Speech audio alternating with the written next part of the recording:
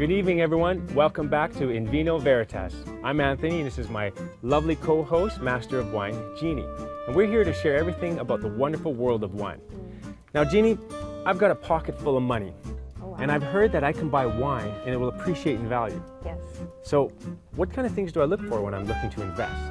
Most important thing when you're looking for long-term investment, well, investment or even for drinking for your children, passing it down to your grandchildren perhaps, is aging potential and quality of the wine. Okay. And that's why places like Bordeaux, where you have Grand Cru Classé, classified wines that actually have proven over decades and centuries even that they can age and become even better 30, 40, 50 years, those are the wines you know you can put your money on, and for sure they will not just go up in value, but probably increase in quality as well as they age. Oh, okay. That's great.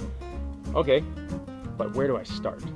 Well, in Hong Kong, we're really spoiled because we have auctions. We are, aren't we not? Yes, going on during the fall and spring season, practically every weekend. So you've got auction houses for the rare and real collectibles. I'm talking about wines that are from maybe the 20s, 30s, 40s, 50s. If you're buying younger wines, I would suggest though that you go to a reliable merchant. And here you have a wealth of choices as well. But look for the sommelier or the manager of the shop who knows a little bit and say, this is the style I really like. And they will then guide you toward vintages that are potentially undervalued, like the 2001. 2004, 2006, or they say, if you have a lot of money, Anthony, you know, why don't you go for the 2009 and 2010? They're more than double the price, but they are definitely very high in quality, and they'll last you 30, 40 years. Okay, well, I'm ready to go. Make some money. Let's go.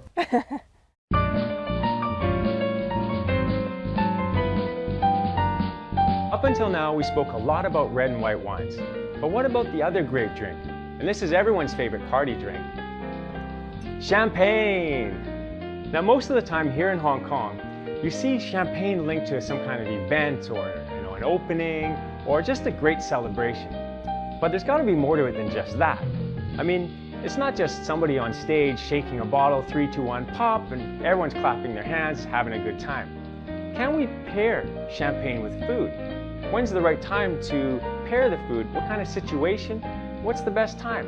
All of these questions. Well, let's go ask Jeannie. I know that many of you always wonder, is champagne only just for celebrations and special occasions?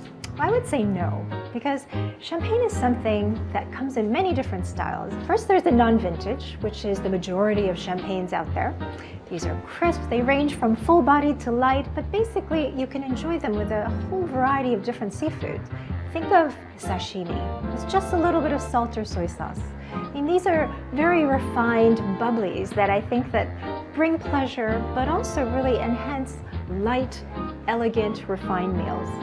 And then we have the most popular in Asia, which is Prestige Cuvée. They come in vintage, they come as a particular name. Think of Winston Churchill by Paul Roget, think of La Grande Dame by Veuve Clicquot. These are the kind of names that you'll come across. And they usually have a vintage date on them because in champagne, most champagnes are blends and not from a single vintage. So when a wine from a vintage is made, it means that that year was particularly good. And so with this kind of style, you want something with a bit more substance. So instead of sashimi, you're looking for sushi. Instead of just fish, you can also try white meats, like any kind of duck or poultry or hen or game. These are all the options that you have open for you. Enjoy your champagne and food.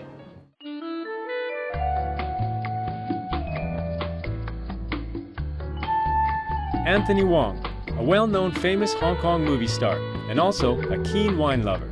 Jeannie will have a chat with him.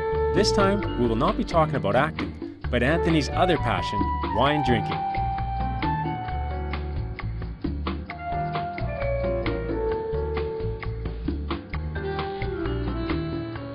So Anthony, thank you so much for being here today. No, we're delighted that a famous movie star like you, winning so many awards in Hong Kong, are joining us really to do a very interesting experiment today because we have dessert and wine pairing. Something that I think is not a common thing. Yes, yes, indeed. Especially in Hong Kong. But so we have here Matthew Godard, Hello. who is the chef and has prepared all these wonderful desserts for us today. And so, Matthew, tell us a little bit about what we have in front of us. This dessert is all about the pear. It's a pear William, which has been poached in a light syrup. It comes as a sorbet. And with that, we have a crunchy pain d'épices and a chestnut puree. So we have a pretty well-known, lightly sparkling Italian wine. It's from the region of Piedmont, where you find Barolo, Barbaresco, and you find very full-bodied red wines. But at the same time, they make this very delicate, sparkling sweet wine, and it's lightly sweet. Everything that you taste here is from the natural sweetness of the grapes itself, and the grape is called Moscato, and it has that wonderful aromatics, but 5.5% alcohol, lightly sweet. So the idea is 5.5%. only 5.5%. And what are these wonderful seasonings in the middle? Is it breadcrumbs? That's a crumbs of pain d'épices. Oh, wonderful. When you're matching dessert, the sweetness with the wine, with the sweetness with the dessert. And the sweeter the dessert is, the sweeter the wine should be. Otherwise, they start to unbalance each other, and the wine tastes either dried out and not showing. So, Anthony, have you ever done this before? Have you ever had dessert and wine as a pairing? First time. Okay. It's out of my imagination. Do you enjoy wines at home? Tell us a little bit about your wine wine habits. Every day, every night, one bottle. A bottle of red. Okay. Any particular region? No, Bordeaux. Bordeaux. Only Bordeaux. Oh, only Bordeaux. Yeah, only Bordeaux. No Burgundy. We have a wine. I don't know from why Bordeaux. Burgundy can make me too easy to get drunk. Oh, but not Bordeaux. Bordeaux I can drink 2 bottles. And Burgundy only 1.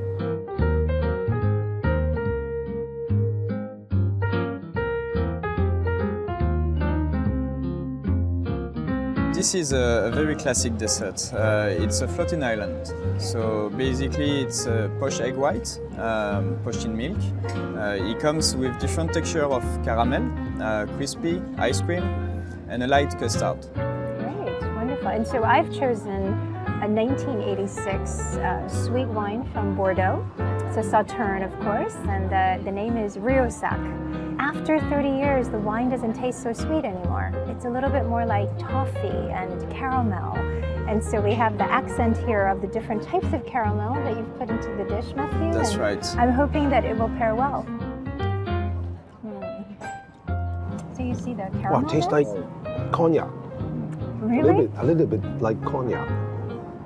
This is caramel ice cream that you made here?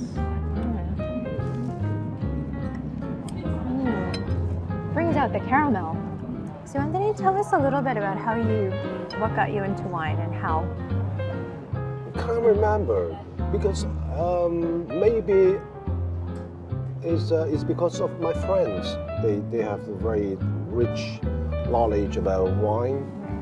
Every time if I want to drink good wine, then I call them.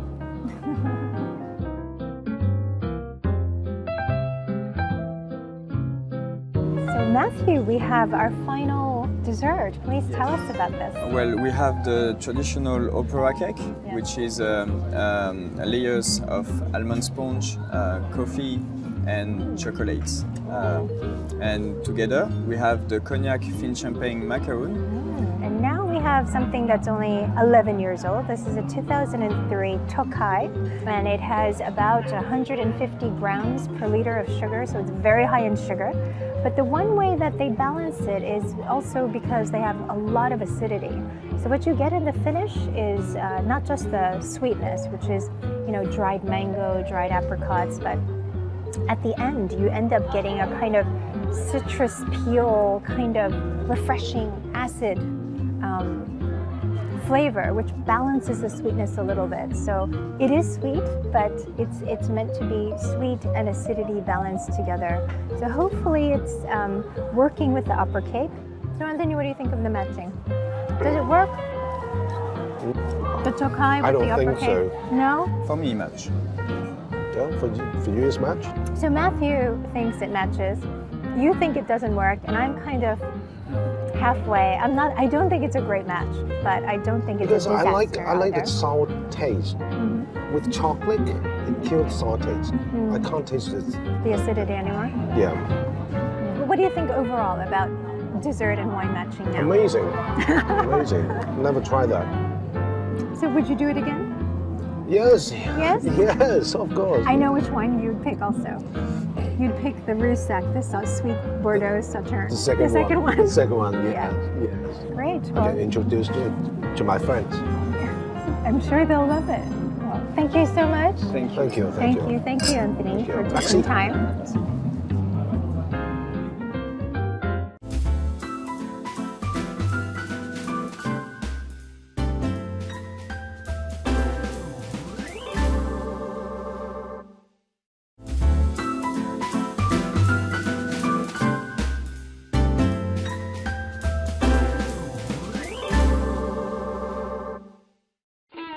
To explore the world of wine, follow us to France, the quintessential wine region of the world. First, Jeannie and I will head to Bordeaux, the oldest and largest wine growing region. Here, we will visit different chateaux, meet some of the biggest names in the wine world. We will also visit Burgundy, where premium Pinot Noir and Chardonnay are produced.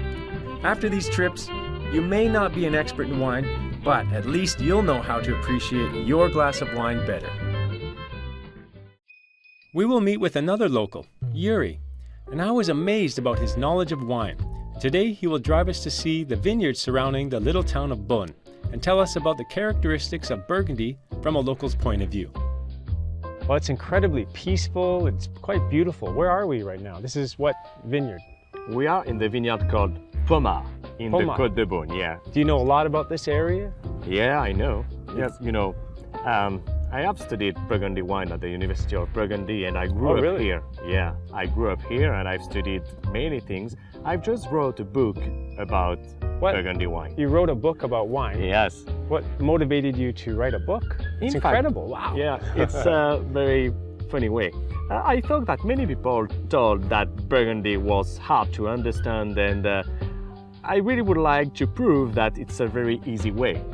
Through the history, as an example, when you meet the winemaker and when you drink the wine. And that's what I explain in my book and what I do in my job every day. So you wrote a book, you went to university on wine, you know a lot about wine, yes. Is there some like deep history that, a brotherhood or anything like of wine? Like how do you get involved in that? You know, I have that. This What is a Tatevin, the silver cup. Tattavan. Yeah, because we put it like that around the neck because I am a chevalier du Tatevin. Chevalier du Tattavan. Chevalier. So you're a knight of wine. Is Knight that right? of wine, that's true. Wow, Knight of wine. You're welcome. That's incredible. Yeah, it's Okay. an honor to be Yes, I've heard. a chevalier du Tatevin. This is the name of this cup in Burgundy. Yeah. How do I earn one of these? Can I You become can't. one? No, you can't earn. In fact, you can buy that, just that, but without the ribbon. The ribbon Okay. is only specific for the knight, for the chevalier. Got it, the Chevalier. Wow, that's fantastic. Well, Yuri, you got great information. You must love your job. You're very passionate, I can see. I'm passionate. It's a passion, sorry. It's Yeah. not a job, you know. The No. passion first. That's true. Every guest who visit me to make wine tour, they are not treated like, you know, tourists. Wow, With me, thank you. I only provide customized private tour. That means each guest who come with me Okay. are treated like friend, best friend. What's going to happen? You show only the best. Got it. In the vineyard, in the cellar, Ah. and in the wine. So next time I come here with a bunch of friends from Hong Kong, I'll call you again. Of and course you you can will. show me the best experience. Is that With it? pleasure, with a Ah. real pleasure. And I look forward to see you again. Okay. Because if you do come here, you definitely want to experience the area of Pommard, Beaune, Burgundy, all of it. The best way to do it with a personal driver and a good friend, Yuri. Thank you so much. You're very welcome. Great to meet you. Nice to have met you.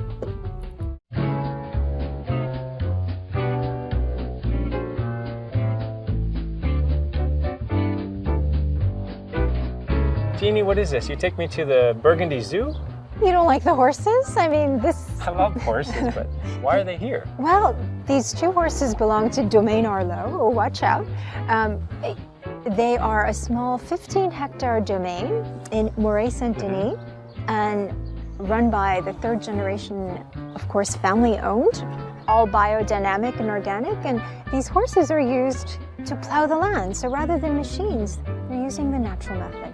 Also, it's like going back to the roots, the way man used to make wine. Traditional. Traditional. Wow. Well, I'm sure these horses will traditionally like me to feed them. Please, you go ahead. Be my guests. Here you go, buddy. Hey. He doesn't want to take it from you. At this well-known domain, brothers Cyprien and Romain Arlo have recently taken over the day-to-day responsibilities from their father since just the past few vintages. The family's organic wine has proven extremely successful. As a leading organic grower supported by their disciplined vineyard practices, this has also influenced how the best estates in Burgundy tend to their own fields. Cyprien is explaining to Jeannie about his biodynamic farming method and how he develops organic farming in his own style. Basically, there are two kinds of preparation. One is to fertile the soil, and the other is to make the vines stronger. He uses grinded stones, oak, humus, all sorts of natural resources, and sometimes will infuse it with rainwater. While carefully timing his calculations and knowing when to cultivate and spread the concoction, the goal here is to make the vineyards become more productive in a much more natural and harmless way, while making the wines get in touch with the land and a closer connection with nature. Today, we will taste the wines horizontally, from Premier Cru to Grand Cru. We're at Domaine Arlo, and I'm really delighted for you to have us here, Cyprien. This is Cyprien Arlo. I'd like you to meet Anthony, my co-host. My name is Anthony. Yes. Bonjour. Great. And I know that you've prepared some 2011s for us. And the uniqueness of this property is that they're fully biodynamic, one of the pioneers. What was the year that you achieved your official certification? I really started in 2009, but the previous experiment was in 2004. So starting 04 and then received the certification 3 years later. Yeah. So the first wine is going to be a Geoffroy Chambertin. The Geoffroy Chambertin Village wine, 2011. Okay.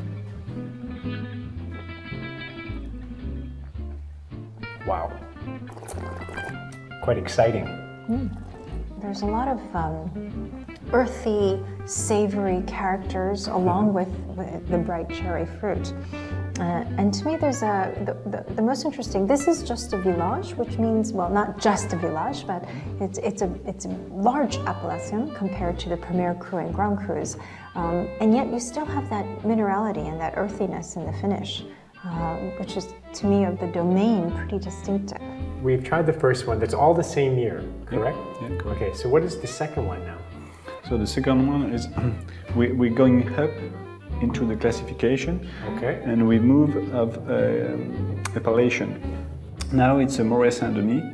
That's another appellation, and that's the first level, the Premier Cru.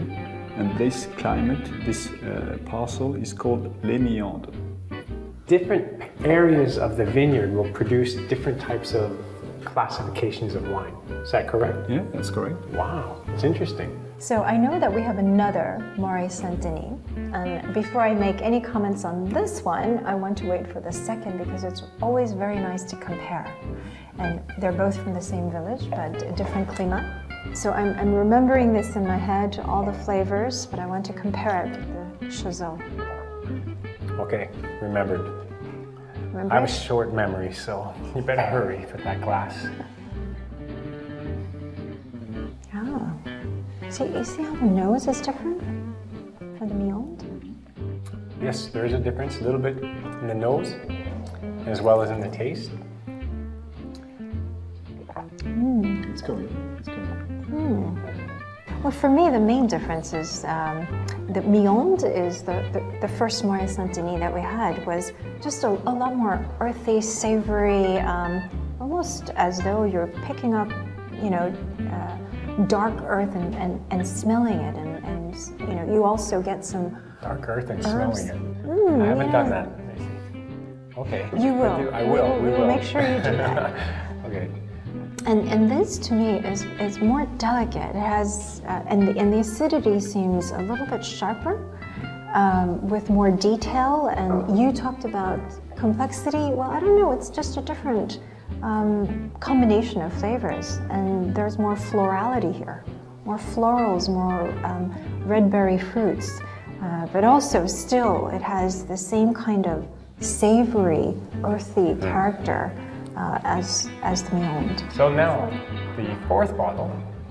We're moving another level Yes. up, so we've gone from Village to 2 Premier Crus, and now we're going to the Grand Cru. So the Chamchambatan, how many hectares do you farm? I'm farming a little bit more than 1 hectare. Oh, that's very large for a Grand Cru. Yeah, it's very large for Burgundy. We're very lucky. This is the next level. When you get to the Grand Cru levels, you're getting this from the very beginning, the aroma to the palate to the finish, the length. It's a completeness about the wine. It's not just the complexity, it's the whole completeness, the picture. Actually, the final, I suppose, conclusion about whether all of these efforts make sense is actually in the bottle. And we just tasted a range from Village to Premier Cru to Grand Cru. And there is a style and a consistency. And that's how you determine whether a domain is making, is a star in what it does. Because not only it's easy to make great wine from Grand Cru if you have the right vineyard and you take care of it well, but it's actually hard to make a Village wine taste like a Premier Cru or Grand Cru, and I think here you do that very well. Thank you very much, Cyprien. It was a great tasting.